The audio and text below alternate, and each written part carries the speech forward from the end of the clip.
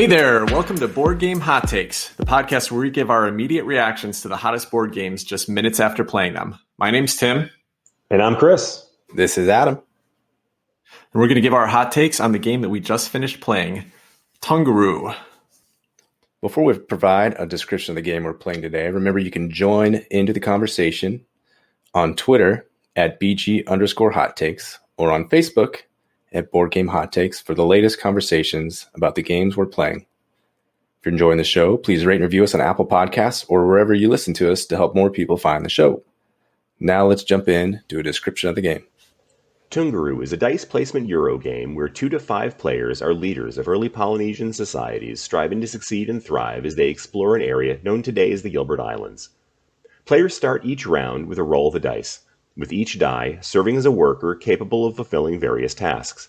Then they load those dice workers onto their seagoing vessels and select a leader who entitles the player to certain benefits or allows them to take special actions. And then it's off to work. Players take turns selecting actions such as sailing, harvesting resources, settling new territories, trading, traveling between islands, and most importantly, recruiting nomads who reward points for meeting special goals and endgame scoring. The available actions will be determined in part by the dice roll and will allow players to expand their influence through new settlements and building their economic engine. At every turn, players will attempt to maximize their point scoring potential by meeting goals associated with their various nomad recruits. These goals range from collecting sets of resources to building monuments to establishing settlements. The game ends when the pool of available nomad recruits has been exhausted. After the final turn, all players collect points for the goals they meet, and the player with the most points reigns as the most successful society in Tungaru. Tungaru is designed by Lewis and Stefan Maltz with art by Andrew Bosley and is published by Alley Cat Games. All right, let's get into the conversation. So let's start off with Chris. Give me your takes on a mechanism of the game that you thought stood out with Tungaru. Well, there's a lot to talk about there because there's a lot of little mechanisms. Or I should say that there's a lot of options within a pretty standardized mechanism. The basic gist of the game is that the spaces are islands in the South Pacific, and each player has a number of dice that are their worker placement workers. And what you essentially do is you start each round by rolling the dice. You put them in your boat, and you truck them around to the different islands in order to accomplish different things that you want to do. And depending upon the number that you roll on the dice, you're allowed to do certain actions at each island, such as recruit a nomad. You can put a worker on a space to act as an extra turn. You can harvest resources and various other things, and build up your engine. The thing that I found cool was how it's this combination of worker placement with the dice being your workers. And what that essentially did was make it so that, whatever you rolled, you may have a different worker each round because you roll a different number on the dice. So all workers are not the same. I felt like the location where your boat was more impactful about what your workers could do. I mean, there were some restrictions on where you could place workers or how you could use them on a particular island. I didn't feel particularly hemmed in by that, I guess. How did you guys feel? Did you feel often that the numbers on your dice were a big impact on what you could get done in a turn? Overall, I'd say I agree with you that it wasn't a huge factor. I mean, I wasn't scrambling around trying to, going, oh man, I wish I had this number or that number, except for a few times when it really ended up being a deal breaker for me. And, who knows, it may have gotten me the few extra points it would have taken to win the game. So it's a factor. It's not the biggest factor, but it is a factor. Yeah, I think the thing that I liked the most was I think you called it the leader choices that you make at the beginning of the turn. So everybody has 5 cards at the beginning of the game that each have unique kind of abilities, both when you first play, when you pick them, they have some different dice worker placement spots you can use. And then they have a one-time activation that you can use. And I found that to be really fascinating, especially the fact that after you pick that worker, then it would go to the person to your right. So your choices, your available workers kind of shifted throughout the course of the game. I really like that mechanism. I thought it was pretty neat. What do you guys think about that? Yeah, the leader mechanism, they're called the leaders. So you have these cards numbered 1 through 5 that all have these different powers. And that was cool. You put those guys out there, and they resolve in order. So the first one's like a worker, you just get extra dice. Second one, I can't remember if it was the beggar or the trader or the fisher. The beggar, yeah. But those are all some of the other ones. So they resolve in order. The beggar one was kind of neat. If no one to your right or left played a beggar or the chief, then they have to give you a resource. But if they did play the beggar or the chief, then they don't have to give you a resource. Beggars can't, they're not going to go to the other beggar and beg from him. The chief, he's just going to, he doesn't need to deal with a beggar. So that aspect was just kind of neat. Just right off the bat, that little player card and the little dynamics there were cool. That was a neat little aspect of it. A thematic aspect was with the beggar.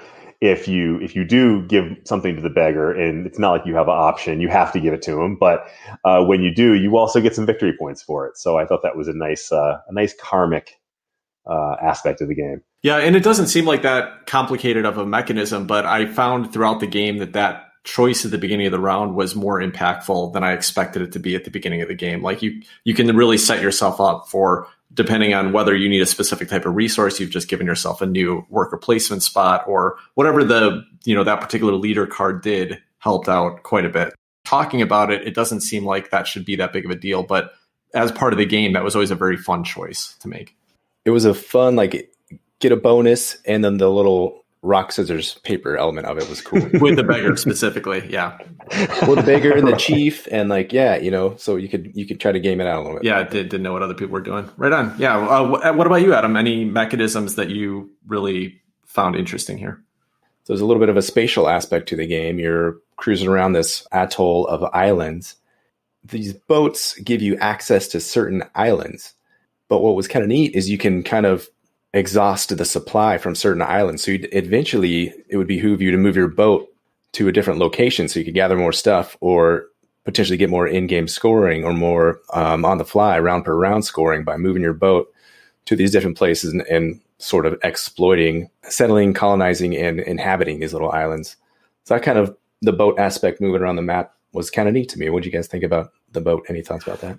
Yeah, it was another way to put restrictions on the game, right? So you had the dice workers, which would sometimes restrict what you could do, but your location seemed even more impactful to me. Like, I really felt oftentimes like I really want to do that thing on the other side of the board, but I can only move a max of 3 spaces if I spend a fish on a turn. So you could either move 2 spaces with 1 dice, or you could spend a fish and move up to 3 spaces.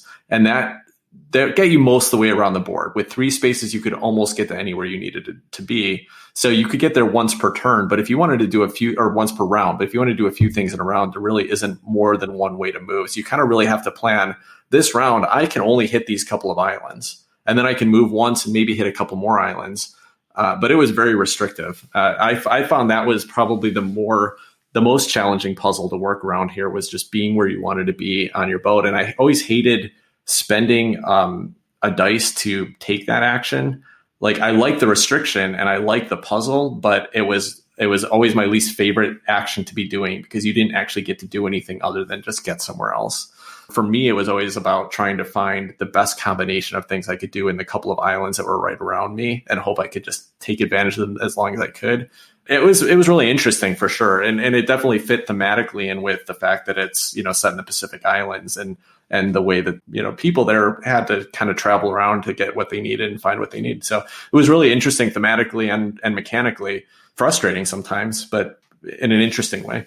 That's the name of the game in Euros, right? A little bit of frustration is required, I think.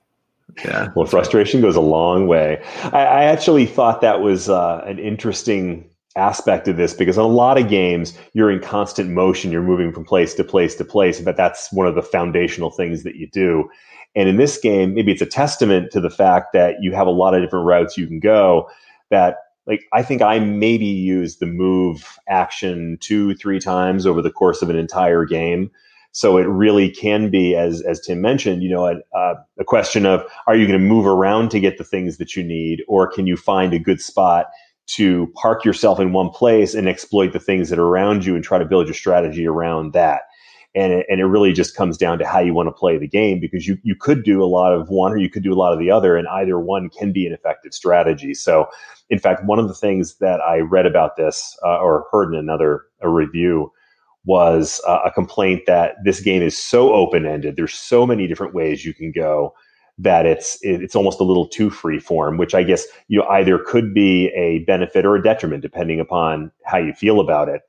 But this definitely was an illustration of that point that you can move a lot, you can move almost not at all, you can do you can really sort of choose your own adventure in this game. Yeah, we found that divergence in strategies and opportunities. Specifically, I want to call out because you guys, Adam ended in first place and with 98 points or something, and Chris ended up in second place with 97. I mean, you were 1 point away, and your strategies were significantly different. And most of Adam's strategy was about getting a nomad card, and that allowed him to trade resources for points. And he really abused that. He traded fish, over and over again, and had most of his points. I think he got up to almost 60 points just from trading fish throughout the course of the game, where the rest of us were all sitting down at like 8 to 10 points by the end of the game. And then Chris ended up coming very, very close to catching up to him because he had 9 or 11 nomads that just had endgame scoring benefits, while Adam only had 3. And so they did completely different things. And we had no idea how we were going to catch Adam. But by the end of the game, after the endgame scoring was counted, there's a lot of points to be had there. So that was really cool. It was another way that it is very sandboxy. There's a lot of opportunities to kind of move in any direction you want to here. Yeah, the nomad aspect of this game was I felt like maybe the core of it, whether you wanted to keep trying to collect those. And actually, now that I think of it, collecting those nomads is what triggers the end game. So that is kind of the core of the game. Do you want to collect nomads? Are you going to let other people collect them so you can just concentrate on using your nomad ability to change it in resources for points? So that's a cool kind of balance between the timing mechanism of the nomads. If you want to delay gathering nomads to extend using your current powers to get more points. Yeah, absolutely. And the nomads are really neat because you can just get them for endgame scoring points. And even if you get them and don't have space on your board, you just flip them over and they just sit there for endgame points. But the other cool part about them is that they all had a special ability. Some of them were ongoing abilities, like they gave you a resource at the beginning of the round, or they let you trade resources for points, or they gave you some other ongoing benefit. And then some of them were like one-time use things where you could just trade it in to take a free action. But it was really neat because you were either kind of looking to try to find the way to optimize the endgame scoring, or just grab those guys so you could abuse the in-game benefits. So they were all pretty interesting. I thought that was really fascinating that they didn't limit you. So when you start the game on your main board, you called it the culture board, right, Chris? So on the main culture board, which is your player board, you only have 2 spots to put those nomads to start with. So to kind of build up your engine, but there's a way to open up 2 more spots. You can have up to 4 of those guys showing throughout the course of the game. And that, seems pretty neat. You can build up a few different abilities going on there. But it was cool that throughout the course of the game, you could swap those in and out. Anytime you got a new one, you could just replace one of the ones you had. Even if you only had a couple of spaces open to put those guys, you could still just collect them for the end game points. So yeah, it was just a lot of opportunities to go after different strategies. What do you guys think about the end game scoring opportunities there? Like the nomads had a few different ways. One of them was you would get points for how many of the statues you'd build out on the islands, one of them for how many workers you had, one of them for how many nomads you collected, one of them was for like how many, there was just kind of a little set collection element of trying to get a few that matched the different flower colors. What did you guys think of that? I thought it was pretty interesting. And what really struck me about it was, for one, like you said, there's a bunch of different things that you can get scoring with at the end of the game. But you really had to think through it as you're playing, because this game is all about the end of game scoring. There's almost nothing you can score with except for what Adam did. And I noticed that you used the term abuse several times in there, Tim. But there's only 3 ways you can score in this game. One way is the 3 points you get if you give something to the beggar.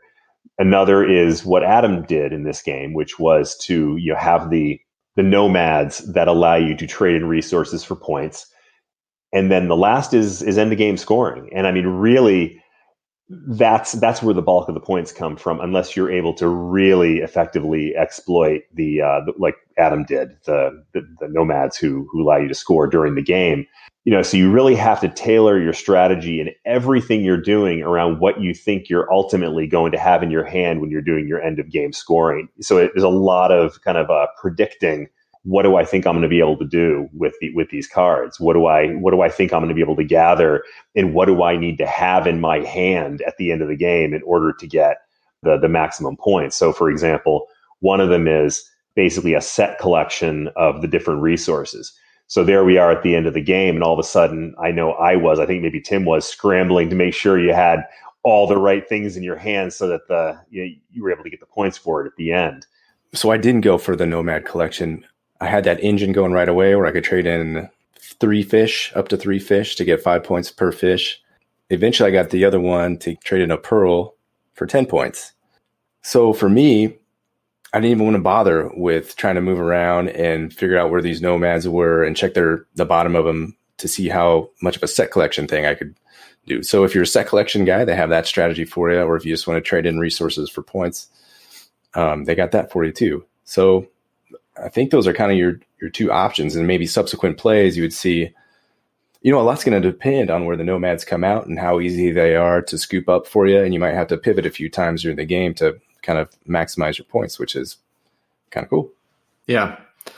All right. There's one other thing that I think is really interesting here, and that has to do with the trade economy that's going on in this game. And I think we'd see it more in future games because I kind of misplayed the rule through half the first game here. So I think we would have seen a little bit more. But that is that there's trade spaces on each of the islands that you can use a dice to basically, usually it's trading one resource for a different resource or trading one resource for 2 resources. And as I said, one of the challenges is that you can only get certain resources on certain islands. So if you don't want to waste actions moving around too much, a lot of the times you're going to want to take advantage of those trade places. But when you do one of the trade actions, you put the resource you traded in onto the island, and there's only 2 spots for that resource you trade in. And then the next time someone does that trade action, they can either also do the trade action if there's a spot available, or they can just take one of the resources you provided.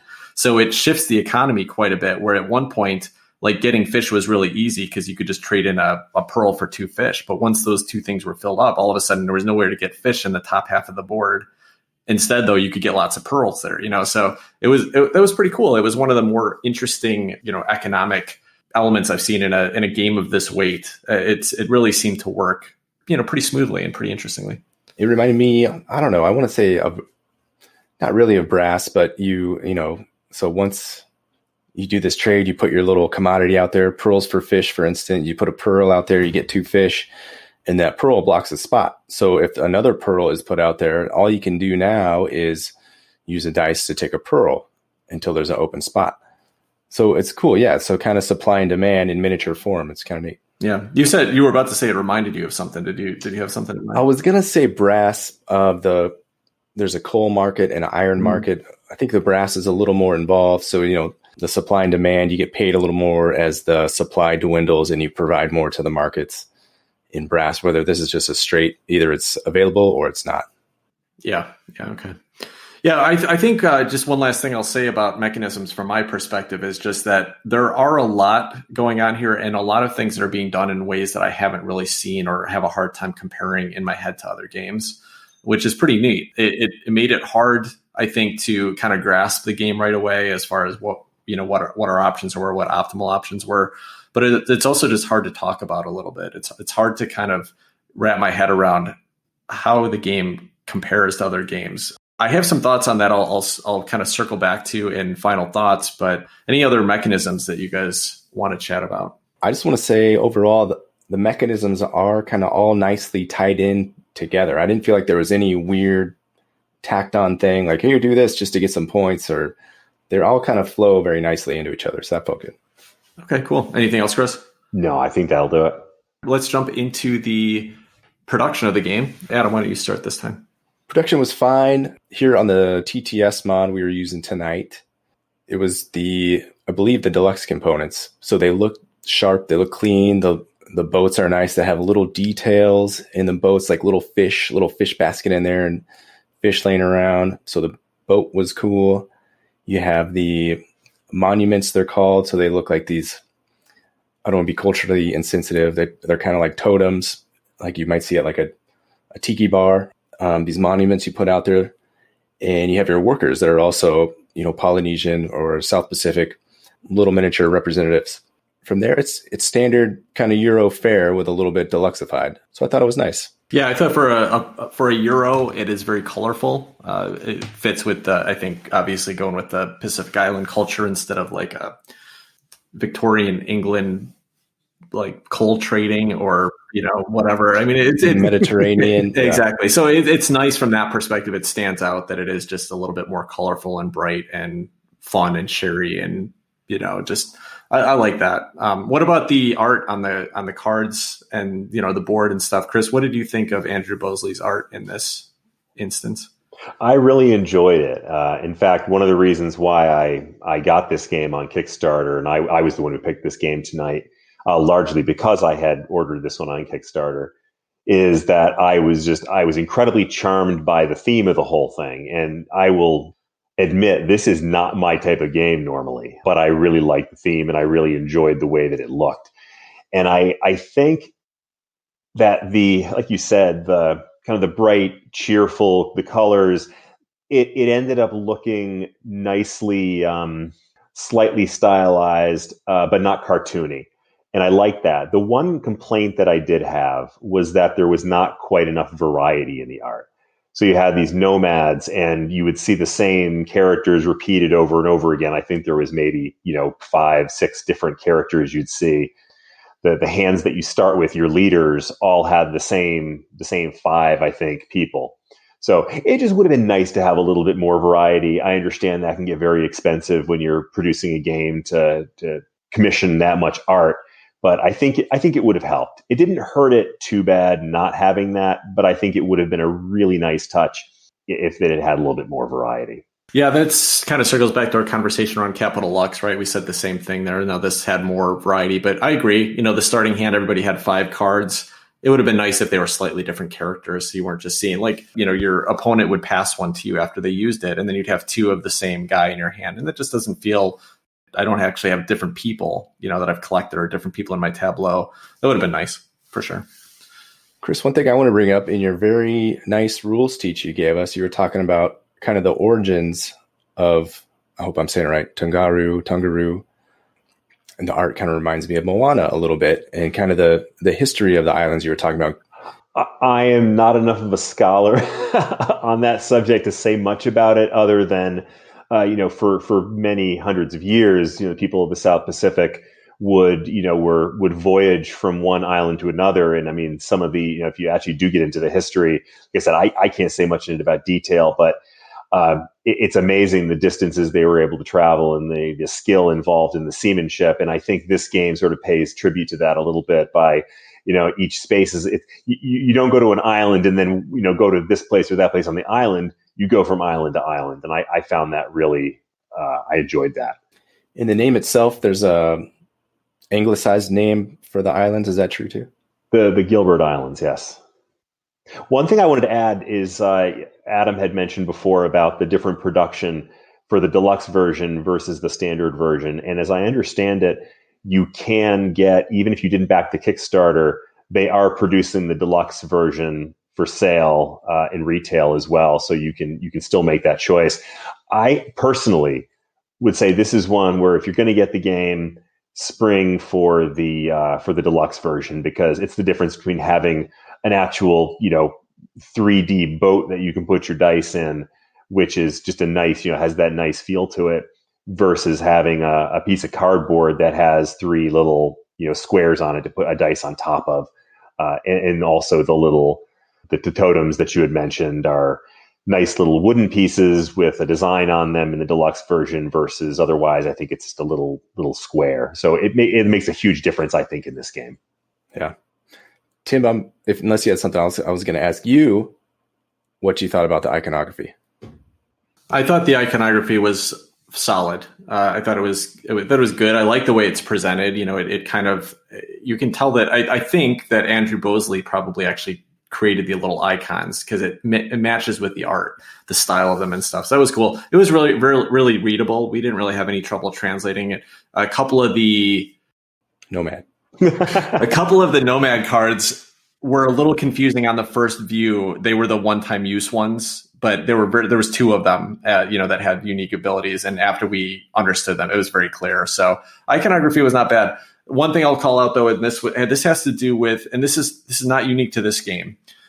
I don't like when Kickstarter games that have a basic version and then a deluxe version, if there's iconography used in the game that's going to represent components and it doesn't match with the components that you get in the game. In this case, the iconography for the statues or the monuments, I think is what they were called in the game.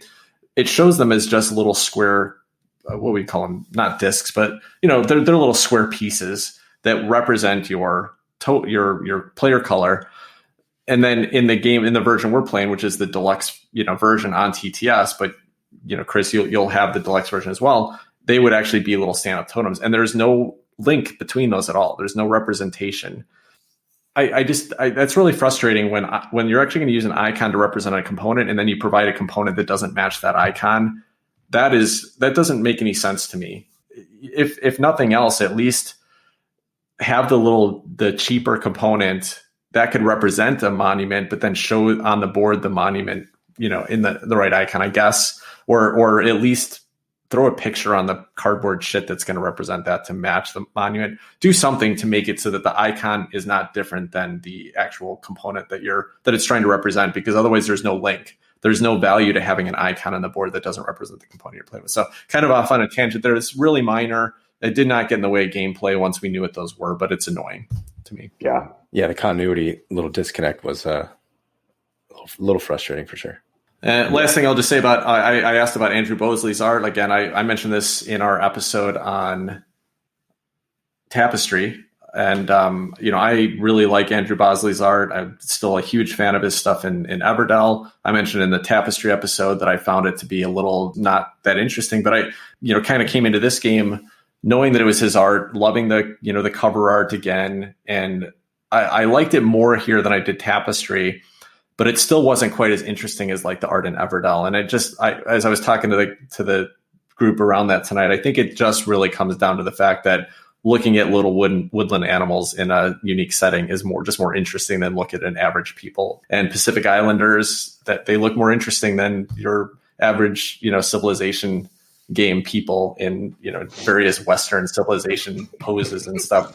So I think that helped answer my question why I had a harder time with his art in Tapestry than I did in Everdell, for example. But that said, I really like it all. I think he's got a really cool style. I loved his board art. Lots of little things out on the board as you're looking around the Pacific Islands with the fish in the sea, schools of fish and hammerhead sharks and whales and stuff like that. He's got a lot of really great detail. I like his style, how one of you guys said it. It's stylized, but not too cartoony. I think that he does a good job with that. Let me add one other thing about that, because you said something that kind of shook something loose in my head, Tim, when you were saying about it, that they were interesting to look at. I think one of the things about this that I really enjoyed, there is so much character and personality in the people on these cards that's one of the things that charmed me about it, is that you look at this, it's like, they seem like real people. Unfortunately, they're real people that get repeated over and over again, like I said before. but you look at them and they just, they're looking right at you, right out of the card, and it's like you could strike up a conversation with them, and I love that about it. It's one of the things I really enjoyed. Yeah. All right. Well, let's talk about our favorite moments of the game. Did anything stand out to you? And Chris, it's your birthday tonight. Happy birthday, Chris! So, as we're recording, happy birthday! So, I want to give you the chance to talk about your favorite moments of your birthday night and your choice of game tonight. So, what was your favorite moment, or what was a moment that stood out to you during the game tonight? Well, first of all, thank you for the birthday wishes. I appreciate that. I think it was probably about the fifth or sixth time that Adam said, I'm going to turn in 3 fish for 15 points. And by this time, we were all stuck around 3 or 4 points, and he had almost done a full, circumnavigation of the score track. So I just, that was just an interesting thing. And I was thinking to myself, there is no way in hell we're ever going to catch him. So on the one hand, I was very, very impressed by his masterful play with that particular aspect of the game. But then it also felt good at the end when we got to the very end of game scoring And it ended up being a lot closer than it otherwise might have seemed. So it was nicely done on his part. But then, obviously other strategies could work as well. And I thought that was cool. What about you, Adam? Yeah, I knew I was in a little trouble when I had only 3 nomads by the end of the game. I think he had 11. So, and those can stack and multiply very nicely. So both you and Tim did that very nicely. So that was cool to see. And that was probably my favorite moment of the game, was just to count up the tally at the end to see that gap just shrink and then seeing how that worked out. And then poor Steve, we got to mention Steve again. I don't know what happened. Somewhere his canoe popped a hole and he started floundering. Man, Steve's having a rough season. He was. He is. Right on. I had a couple of moments. I don't need to spend a lot of time on it, but just to say that for a Euro, there is actually some opportunities to interact and to block each other, because the 2 moments that I remember are the 2 moments that I'm bitter about. And one being where because I always do, I project my strategy all the time. Like, oh, that guy looks cool. I say out loud, that guy looks really cool. I think I got to pick that guy up. And a couple turns later, just as I'm getting myself up to pick up that one nomad, Adam swoops in and goes like, Tim, you wanted this guy, right? And I was like, I probably shouldn't have said anything. He said, well, I'll just take it right now. And just got right in my way and completely changed my strategy. And then later in the game, final round, we were almost about to wrap up, and I had to make a decision if I was going to go over and try to grab this one nomad that would help me. So I had to move my boat to the side of the board. And that's the only thing I could do there. And I moved over there, and Chris had a couple different nomads he could have picked up, and he chose to pick up the one that I went all the way over there for. So it gave me some really interesting choices to make. There was definitely not a clear path here on what to do. There was a lot of opportunities, a lot of decisions to make, and it was fun to see that, and fun to see that you could see what other people were going for and get in their way, not let them run away with set collection, or like in Adam's case, maybe not let him run away with the fish economy. We probably could have block that out a little bit more than we did. And I tried to, towards the end, I tried to kind of block out some of that pearl for fish trading that was going on. And I don't know if maybe it helped a little bit, but it's pretty interesting. There's a lot of things you can, if you're paying attention to what everybody is doing on the board, I think there's a lot of ways to interact here. All right. So final question. Would you request to play this game again? I'll jump in really quickly here to start. And I'll just say that I would. I really want to explore it a little bit more. It was very interesting to me, but all the actions that were happening here, I mean, I guess it has some things that we've seen before, dice worker placement or dice placement. And there's a few elements that I've seen in other games, but not executed the same way. So it definitely felt very unique to me. I'd like to explore it some more. I'd like to check it out. I think there's a decent amount of gameplay here that's worth exploring. And this feels like one of those games. Let me maybe lean towards like Gaia Project, I guess, is a game that to me feels like, even when you don't feel like the variability continues to exist, it still feels like a chess game. It still feels like you can pull off a head-to-head match and still find opportunities to just optimize yourself and try to block other people and just outplay your opponents. And so that's kind of interesting in a game like this. That said, it is, because it's unique in a number of ways, and because it's, a little thinkier than I think the theme lends itself to, this would also be a game like Gaia Project, I guess, that would be hard to introduce new people to. It's a bit of a teach, I think. And once we play a couple of games, I think it'll be hard for someone else to come in and get the hang of it quickly enough to be competitive and be able to play the game. And that can be said of a lot of games. I felt it more with this one, though. Like, I was thinking about, I would love to get back and play with you, with the 4 of us that played tonight, but I can't imagine after a few plays pulling some new people into this game and feeling like you even had a chance, because it seems like a game you can really learn to exploit and optimize to an extent. So that's my thoughts. I would like to play it again, though. What about you, Adam? Let me preface this. I was telling Chris when I first looked at the game, I was like, oh, here we go again, another midweight Euro. We're going to trade some stuff for some stuff and get some points. But I really had a good time playing this game. It was cool. And I'm looking at the Euros we have played before and put up podcasts about. And of those, this has got to be at or near the top of the list. I don't know if I would request it. Would I request it? I probably wouldn't request it, but I'd be certainly happy to play it. So I put it up there with like I think of the ones we reviewed, maybe Whistle Mountain is near the top. And so probably those two, those are probably the highest on my would play again Euro list right now. Would you say, Adam, that you're generally not a big fan of the kind of dry economic Euros, and that's why, even though it's high on your list, it's still not something you might request to play again? I guess I like that feeling where we sit down and we get a couple of beers and we get rowdy. Like, I do like the dry economic Euro. I think Brass is kind of, some people might say that's a dry economic Euro. But in general, I think everybody would say that. I think that's a fair point, though. I might not be the biggest fan of dry economic Euros. So right on. And it is interesting. This one does feel like an economic Euro in a lot of ways, which, again, considering the theme, I wasn't expecting that. Even though I knew it was kind of Euro mechanisms, I didn't expect it to be as economic based, and it is. There's definitely an economy that you're going for. So yeah, it's interesting. All right, Chris, what about you? You chose this game. You had this come in on Kickstarter. Were you completely let down, or did it pay off and meet your expectations? Well, this is one of those situations where you go, please let this game be as good as I was hoping it would be. And I did enjoy it quite a bit. And like I said, I will confess that I am not a fan of dry economic Euros. They are not normally my thing. I am, however, a fan of heavily themed games. This game is heavily themed in a way that I find attractive. It's a theme that I find interesting. And, like many dry economic Euros, a lot of it can be interchangeable. It can be a little bit abstract. Some of the things like the monuments, what does a monument mean? Why does it matter in this game? They don't have direct correlations to reality, that kind of thing.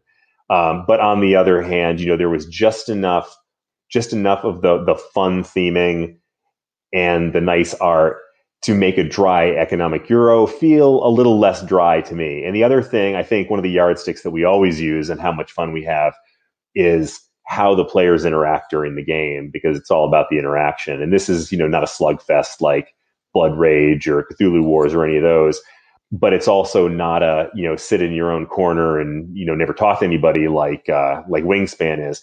And we've had a few of those recently where there's interaction, but it's not an intense interaction. This one, there's just enough interaction with the other players around the table that it keeps it interesting. You're going to be, vying for spots on the board, but you're not necessarily going to be, aggressively blocking people.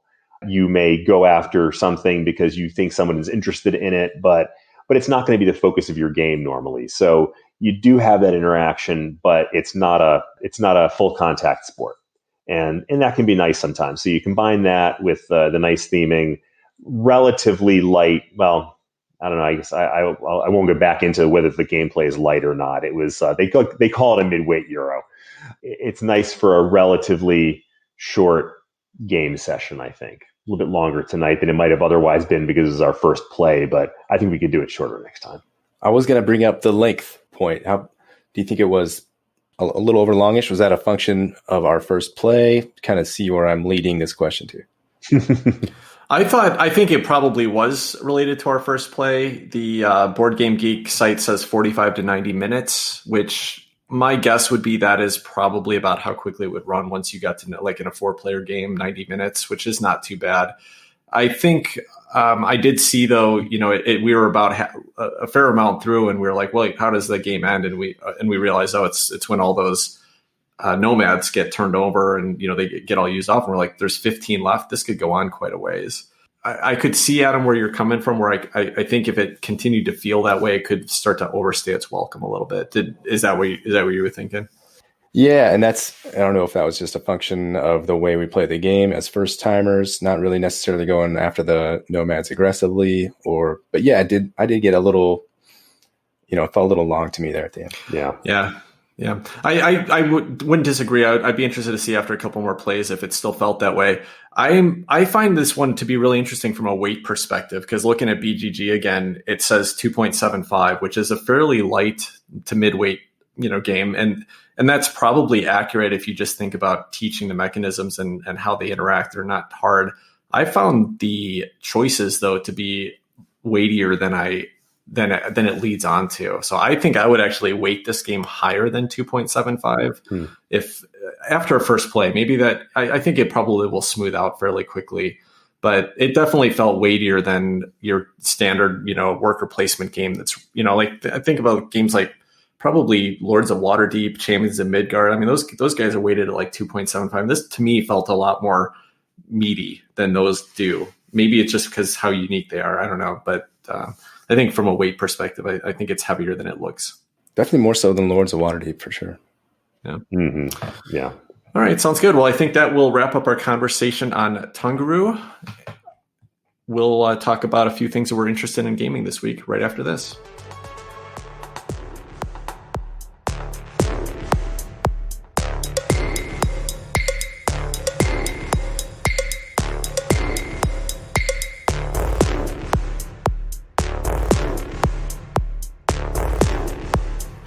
All right. Well, welcome back. And let's start again because, Chris, it's your birthday. So what are you thinking about this week in board gaming, since I'm sure that's all you're thinking about on your birthday today? It is. And as you guys can see, I spent my birthday evening with you. And I have an irritated family probably to show for that. But we had a great game night. Honestly, in keeping with the theme of the evening, I'm looking forward to actually having this game in my hot little hands. This game is just shipping now. I think mine shipped about a week ago, so it's probably going to be waiting for me. I'm my family's next stop on our big cross-country trip is in Connecticut, and for the holidays. And it should be waiting for me when I get there, along with about 3 other games. So I will get a chance to actually check out the components and see how the game looks, and maybe get in a play or two when I get there. So it's going to be like Christmas. Christmas comes early when I get there and start unpacking some of these games, including Tungaru. Nice. What about you, Adam? What do you got this week? I'm looking forward to on Saturday we have a online play of Dune scheduled, so I'm looking forward to that. 6-player Dune should be pretty epic. And then also going back to one of our previous episodes, an ongoing narrative, High Frontier. I got that going out on the table and set up, and my dad came down yesterday and we ran through High Frontier, and we almost figured out how to move correctly our spaceship. So it's and it took us about 5 hours to get to that point. So we're moving right along. The game it's complex, and the rule book takes a little bit to sift through, but I think, it wants everything to be accurate and thematic. And so once you get the hang of it, everything kind of gels together and makes sense. But the get the hang of it part is the tough part. So that's High Frontier. It's looking pretty cool. Nice. That's funny. I was just listening to another podcast. I think it was the Secret Cabal podcast this week, and they had a conversation about rule books and some of the things that frustrate you about rule books, or things that that you like about rule books. And one of the podcasters basically said, "Yeah, basically, I don't like any rule book for a Phil Eklund game because they're all way more complex than they need to be, and like he writes it like a rocket." It's very much like a legalese that has sections and subsections, and go to this header and check out subsection 2. And here's a little intro segment. Oh, and here's this move described further in subsection H2.b if you want to check that out. So if you're used to that kind of stuff, it's probably right up your alley. But if you don't want to have to flip through this book and then go through this book and figure out this thing and this thing, I think it'll get there eventually. Also, there's these really nice player aids that I didn't find until after my dad left, so those might have helped us out too. A rulebook should not have footnotes. I totally agree with that, 100%. Yeah. I've read a few rule books. The Mage Knight rule book stands in mind to me as far as being kind of similar, where there's a lot of like 4.B and 4.C, and like reference back to section 3. That stuff that's not a way I want to learn rule book. I think the only one I've seen that I liked less was the way that the Batman Gotham City Chronicles rulebook was laid out, which is literally like page after page of flowcharts of like how your turn could go, and so it's so unreadable and so bad. Yes. Was that a like, man, I missed Batman Gotham City Chronicles, or remembering how bad the rulebook was? It was actually both. Yeah, I kind of feel the same way. I feel the same way. I felt like it was a mixed emotion type of side. Is what I felt. That's what I got from it. Right on. All right. Well, I just have one quick thing. So every year, I'm an adult now. I don't need Christmas presents. That's and yet debatable. My That's debatable, Tim. All right. My mom still every year asks me what I want for Christmas. So last year, so basically I'll just throw a couple games on my Amazon wish list and say, here's my wish list, and feel free to surprise me. Well, this year I only had one game on my Amazon wish list, so I already know what she's sending me. So I have a group of friends, a small group that likes to play the same games over and over and over again, which is not bad when they're good games, but I still like variety. I like when we're exploring new games every week all the time. Anyway, one of the games that this one group picks all the time is Space Base, which is fine. It's a nice little, medium engine builder. I like it just fine. It's enjoyable, but I'm also ready for new stuff.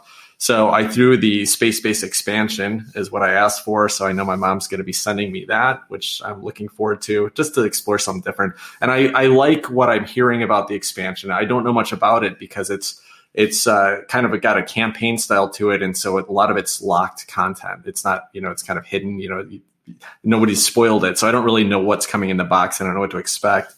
But the idea being that you'll open up the box and it'll have like a little mission card, and it'll say like, if anyone meets this mission, then open this tuck box. So it's kind of cool. So you could play through your first game and not actually get to any of the content in there. But if one of you happens to meet this one mission, then you open new content and it adds new cards or new mechanisms into the game.